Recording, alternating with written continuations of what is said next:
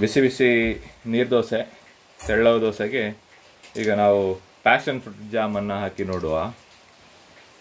ನೋಡಿ,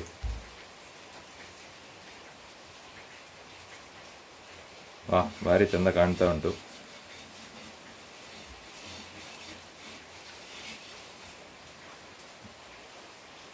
ಎರಡು ಸ್ಪೂನು ದೋಸೆಗೆ ಕೂಡಲಿಕ್ಕೆ ಹೇಗೆ ಆಗ್ತದೆ ಅಂತ ನೋಡುವ. ನಿಮಗೆ ಕಾಣ್ತದೆ ಹೇಗೆ? ಒಂದು ಸಣ್ಣ ತುಂಡು ತಗೊಂಡೆ.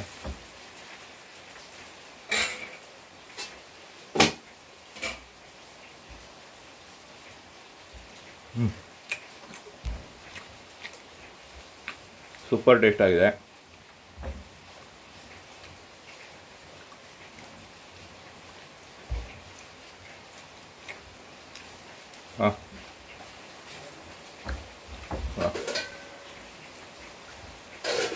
ಎರಡು ದೋಸೆ ಎಕ್ಸ್ಟ್ರಾ ತಿನ್ಬೋದು.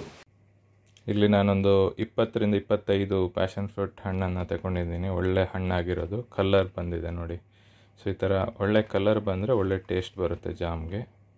ಸೊ ಕಾಯಿ ಇರುವಾಗ ಗ್ರೀನ್ ಕಲರಲ್ಲಿರುತ್ತೆ, ಆಮೇಲೆ ಕಲರ್ ಚೇಂಜ್ ಆಗುತ್ತೆ ಈ ಥರ. ಸೊ ಫಸ್ಟಿಗೆ ಇದನ್ನು ಒಂದು ಪಾತ್ರೆಯಲ್ಲಿ ಹಾಕಿ ಚೆನ್ನಾಗಿ ತೊಳಿಬೇಕು. ಕ್ಲೀನ್ ಮಾಡಿ ಆದಮೇಲೆ ನಾವು ಅದನ್ನು ಕಟ್ ಮಾಡಿ ಅದರ ಪಲ್ಪ್, ಒಳಗಡೆ ಇರುವಂಥ ಪಲ್ಪನ್ನು ತೆಗೆಯುವ. ನೋಡಿ, ಒಳ್ಳೆ ಹಣ್ಣಾಗಿರುವಂಥ ಪ್ಯಾಷನ್ ಫ್ರೂಟು. ಸೊ ಇದನ್ನು ನಾನು ಈ ಥರ ಕಟ್ ಮಾಡ್ಕೊಳ್ತೇನೆ.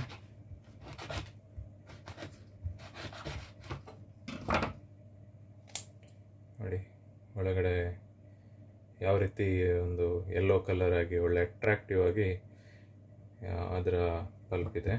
ಸೊ ಇದನ್ನು ಪಲ್ಪ್ ಔಟ್ ಮಾಡಲಿಕ್ಕೆ ಸುಲಭ ವಿಧಾನ ಅಂತ ಹೇಳಿದರೆ, ಜಸ್ಟ್ ಈ ಥರ ಒಂದು ಸ್ಪೂನ್ ತಗೊಂಡು ಜಸ್ಟ್ ಈ ಥರ ಮಾಡಿಬಿಟ್ರೆ ಬಿತ್ತು ಮತ್ತು ಪಲ್ಪ್ ಎಲ್ಲ ಬರುತ್ತೆ.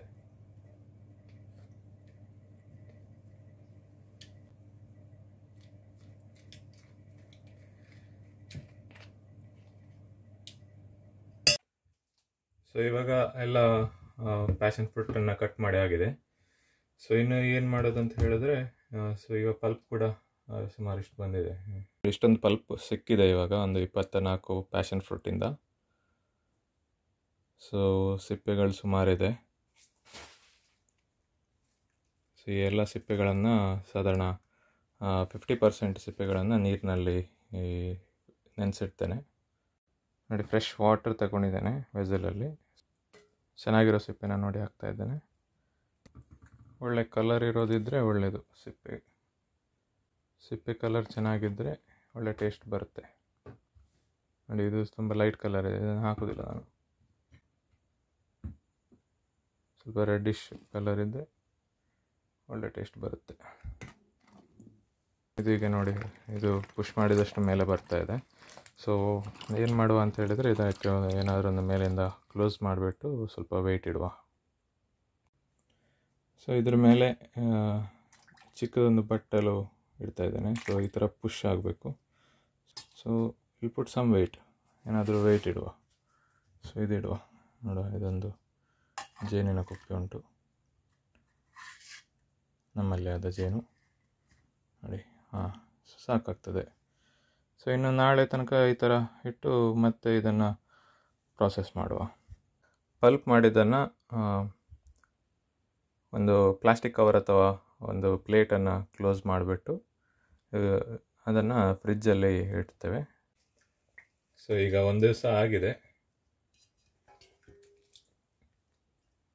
ಸೋಕ್ ಮಾಡಿ ಇಟ್ಟಿದ್ದೇವೆ. ಸೊ ಇದನ್ನು ಇವಾಗ ಸ್ವಲ್ಪ ಫ್ರೆಶ್ ವಾಟರಲ್ಲಿ ಹಾಕಿ ಬಾಯ್ಲ್ ಮಾಡಬೇಕು. ಜಸ್ಟ್ ಡಿಪ್ ಆಗುವಷ್ಟು ಫ್ರೆಶ್ ವಾಟರ್ ಹಾಕ್ತಾ ಇದ್ದೇವೆ. ಸೊ ಸಾಕು, ಇಷ್ಟು ಸಾಕು. ಸೊ ಈಗ ಬಾಯ್ಲ್ ಆಗಲಿಕ್ಕೆ ಇಟ್ಟಿದ್ದೇನೆ. 10 ನಿಮಿಷ ಆಗಿದೆ. ಜಸ್ಟ್ ಬಾಯ್ಲ್ ಆಗಲಿಕ್ಕೆ ಸ್ಟಾರ್ಟ್ ಆಗ್ತಾ ಉಂಟಷ್ಟೇ. ಬಾಯ್ಲ್ ಆಗ್ತಾ ಇದೆ.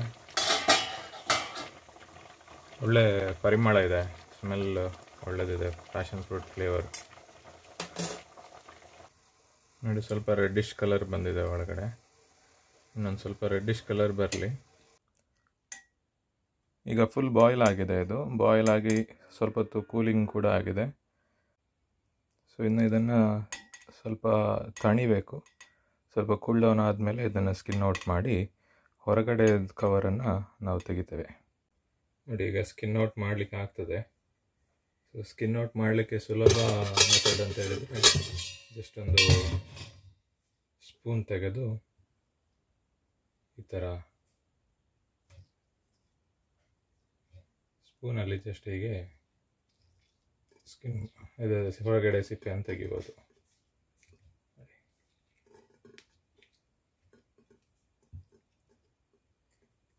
ನೋಡಿ ಎಷ್ಟು ಚೆನ್ನಾಗಿದೆ ನೋಡಿ ಇದು.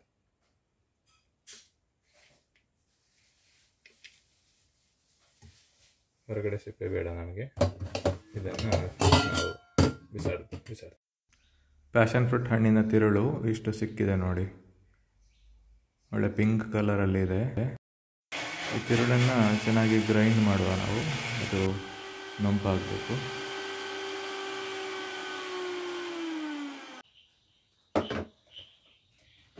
ನೈಸಾಗಿ ಕಡಿಬೇಕು ನೋಡಿ. ಇದು ಚೆಂದ ಮಾಡಿ ಕಡಿದು ಇದನ್ನು ಈ ಪಾತ್ರಕ್ಕೆ ಹಾಕೋ ನೋಡಿ. ಇಲ್ಲಿ ಅದರದ್ದು ನೀರು, ಕುದಿಸಿದ ನೀರು ಉಂಟಲ್ಲ, ಅದೇ ನೀರನ್ನು ಹಾಕಿ ಚೆಂದ ಮಾಡಿ ಕಡಿದು, ಅದು ಕೂಡ ಒಳ್ಳೆ ದಪ್ಪ ಬಂದಿದೆ. ಇನ್ನೊಂದು ಸ್ವಲ್ಪ ನೀರು ಹಾಕುವ, ಮಿಕ್ಸಿಯಲ್ಲಿ ಇರೋದೆಲ್ಲ ಕ್ಲೀನಾಗಿ ಬರ್ತದೆ. ಈ ನೀರಿಗೆ ಕೂಡ ಒಂದು ಒಳ್ಳೆ ಪರಿಮಳ ಉಂಟು. ಸಾಕು. ಇದರಿಂದ ನಾವು ಬಿತ್ತು ತೆಗಿಬೇಕು.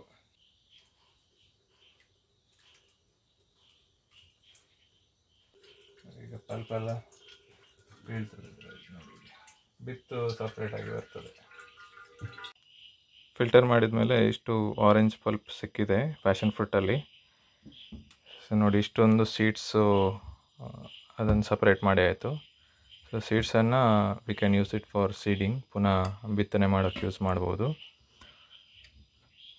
ಇನ್ನೊಮ್ಮೆ ಫಿಲ್ಟರ್ ಮಾಡುವ, ಯಾಕಂತ ಹೇಳಿದರೆ ಒಂದು ಸ್ವಲ್ಪ ಬಿದ್ದಿರೋ ಚಾನ್ಸಸ್ ಇರುತ್ತೆ. ಸ್ಟವ್ ಮೇಲೆ ಇಟ್ಟಿದ್ದೇನೆ. ಇದಕ್ಕೆ ಒಂದು ಸಾಧಾರಣ 1 kg ಅಷ್ಟು ಸಕ್ಕರೆಯನ್ನು ಹಾಕ್ತಾ ಇದ್ದೇನೆ.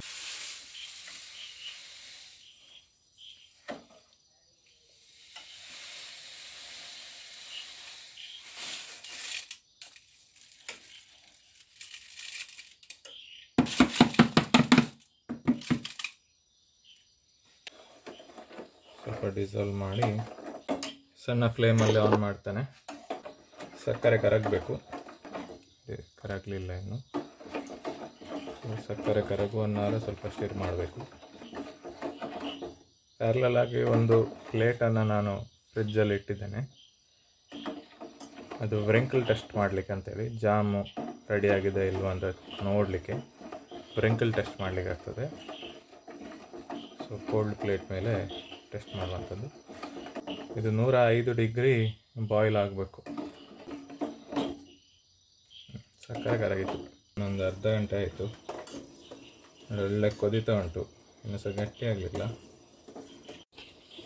ಈಗ ಸುಮಾರು 1 ಗಂಟೆ ಹೊತ್ತು ಕಾಯಿಸಿದ್ದಾಯಿತು.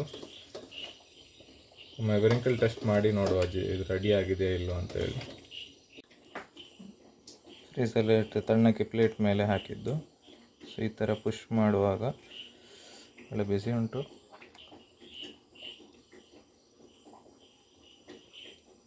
ಇಲ್ಲ, ವ್ರಿಂಕಲ್ ಬರ್ತಾ ಇಲ್ಲ.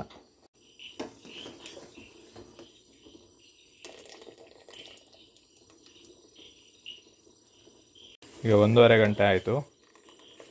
ಸ್ವಲ್ಪ ಥಿಕ್ನೆಸ್ ಬಂದಿದೆ.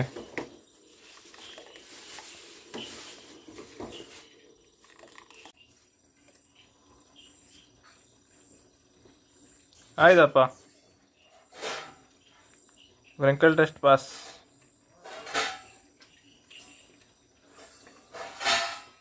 ವ್ರಿಂಕಲ್ ಟೆಸ್ಟ್ ಪಾಸ್ ಆಗಿದೆ ನೋಡಿ. ಈ ಥರ ವ್ರಿಂಕಲ್ ಬರಬೇಕು.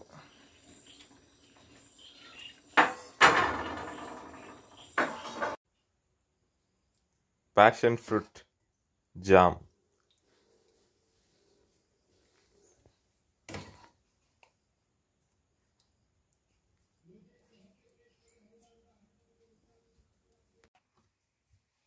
ಜಾಮ್ ರೆಡಿಯಾಗಿದೆ.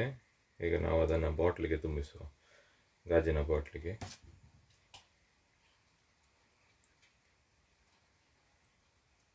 ನೋಡಿ ಒಳ್ಳೆ ಕನ್ಸಿಸ್ಟೆನ್ಸಿ ಬಂದಿದೆ ಜಾಮಿಗೆ. ನೋಡಿ ಒಳ್ಳೆ ಪರಿಮಳ ಕೂಡ ಉಂಟು.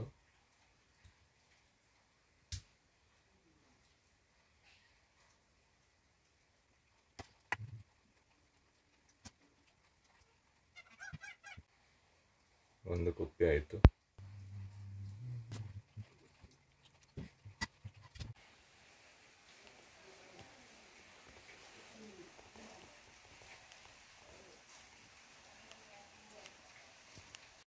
So total 7 bottles jam ready ಆಗಿದೆ. ಸೊ ಮೇ ಬಿ ಇಷ್ಟೊಂದು ಜಾಮ್ ನಾನು ಯೂಸ್ ಮಾಡಲಿಕ್ಕಿಲ್ಲ. So probably few jams I can sell it out. So ಯಾರಿಗಾದರೂ ಇಂಟ್ರೆಸ್ಟ್ ಇದ್ದರೆ, ಬೈ ಮಾಡಲಿಕ್ಕೆ ಇಂಟ್ರೆಸ್ಟ್ ಇದ್ದರೆ, you can please contact me. Thank you. Video ನೋಡಿದ್ದಕ್ಕೆ ಧನ್ಯವಾದಗಳು. ನಿಮಗೆ ಈ ವಿಡಿಯೋ ಇಷ್ಟ ಆದಲ್ಲಿ ದಯವಿಟ್ಟು ಲೈಕ್ ಮಾಡಿ, ಸಬ್ಸ್ಕ್ರೈಬ್ ಮಾಡಿ ಹಾಗೂ ನಿಮ್ಮ ಗೆಳೆಯರೊಂದಿಗೆ ಕೂಡ ಶೇರ್ ಮಾಡಿ. ಇದೇ ರೀತಿಯ ಹೊಸ ವಿಡಿಯೋಗಳು ನಿಮಗೆ ನೋಟಿಫಿಕೇಷನ್ ಬರಬೇಕು ಅಂತ ಇದ್ದರೆ, ಸೊ ವಿಡಿಯೋದ ಕೆಳಗಡೆ ಬೆಲ್ ಐಕಾನ್ ಇದೆ, ಬೆಲ್ ಐಕಾನನ್ನು ಒತ್ತಿ, ನಿಮಗೆ ನೋಟಿಫಿಕೇಷನ್ ಬರುತ್ತೆ. ಸೊ ಈ ವಿಡಿಯೋ ಡಿಸ್ಕ್ರಿಪ್ಷನಲ್ಲಿ ಕೆಲವೊಂದು ಲಿಂಕ್ಸ್ ಹಾಕಿದ್ದೇನೆ. ಅಲ್ಲಿ ನೀವು ಪ್ಯಾಷನ್ ಫ್ರೂಟ್ ಸೀಡ್ಸು, ಆಮೇಲೆ ಆರ್ಗ್ಯಾನಿಕ್ ರಾ ಹನಿ, ತುಡುವೆ ಜೇರು ಅಂತ ಹೇಳ್ಬೋದು, ಇಂಡಿಯನ್ ಸೆರೆನಾಬೀಸ್ ಹನಿ. ಸೊ ಇದನ್ನೆಲ್ಲ ನೀವು ಪರ್ಚೇಸ್ ಮಾಡ್ಕೋಬೋದು directly from farmer. You can either contact me or you can go through the link also. Thank you.